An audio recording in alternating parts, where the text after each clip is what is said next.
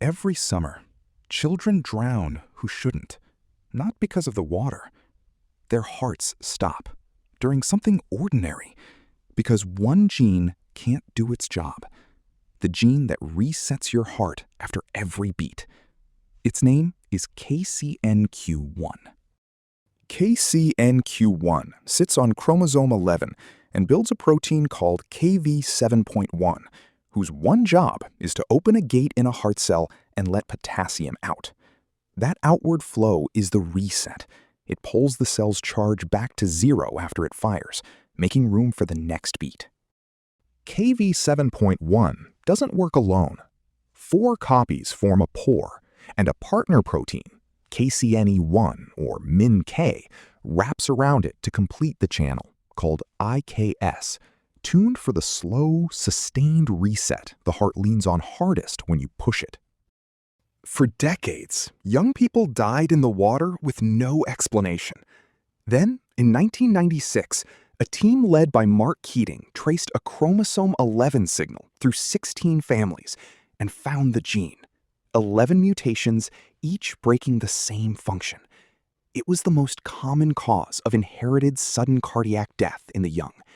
And it explained the water. Swimming is the cruelest trigger. Hard effort floods the heart with adrenaline, just as the cold plunge fires a reflex that unsettles its rhythm. There's a tell. On an electrocardiogram, the gap between 2 peaks, the Q and the T, measures how long the reset takes.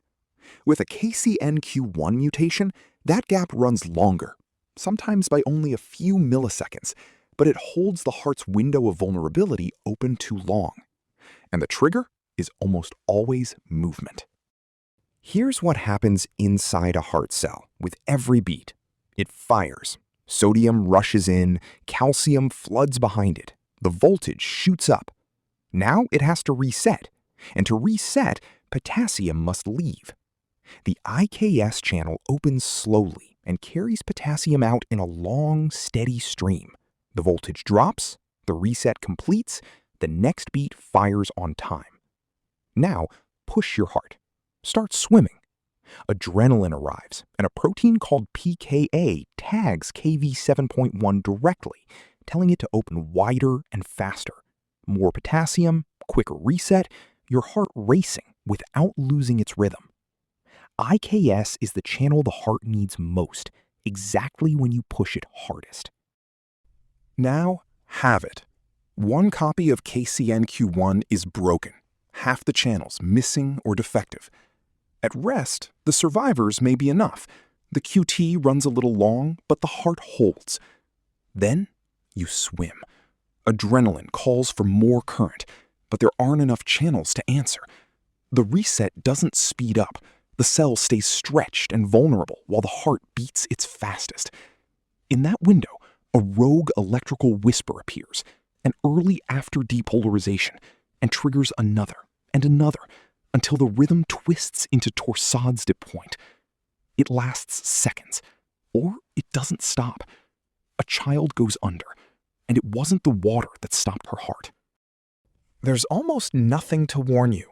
No pain, no symptoms between episodes. Often just a QT a few milliseconds too long, if anyone thinks to look. And LQT1 runs in families. When one person is found, often after a collapse or a drowning, testing turns up carriers, parents, siblings, cousins who'd been swimming their whole lives. And here's what should be shouted. This is one of the most treatable inherited heart conditions we know, if you know you have it. A daily beta blocker blunts the adrenaline signal before it reaches the channel, and most people live normally. For the rest, a nerve-cutting surgery and an implantable defibrillator wait in reserve. And in the lab, a gene therapy is taking shape, silencing the broken gene, then installing a corrected copy it can't touch. In LQT1 rabbits, it normalized the QT. It's early and in animals, but the target has been known since 1996. The bottleneck was never the treatment. It was the diagnosis. 30 years, from 16 families and a cloned potassium channel to a mechanism we understand, treatments that work, and a gene therapy taking shape. In between stands the SADS Foundation, built to end deaths that were never inevitable. Found in a gene, carried by families. Find them at sads.org, the Gene Channel.